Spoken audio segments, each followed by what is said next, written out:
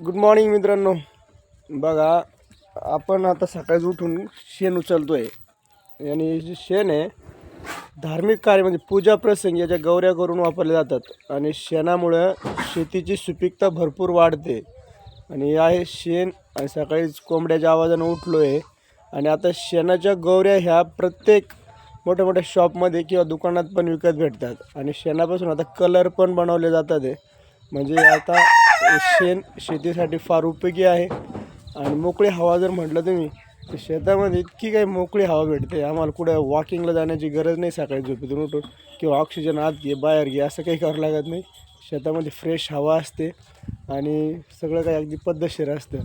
आणि शेणाचं तुम्हाला मी आत्ता सांगितलं, शेण हे धार्मिक कार्यामध्ये याच्या गौऱ्या करून वापरल्या जातात आणि शेणाला पवित्रच म्हणतात. आणि शेणापासून शेतीची सुपीकता भरपूर वाढते. आता हे शेणाच्या गौऱ्या भरपूर मॉलमध्ये किंवा दुकानात विकत भेटतात आणि शेणापासून कलरही बनवतात. चला मित्रांनो.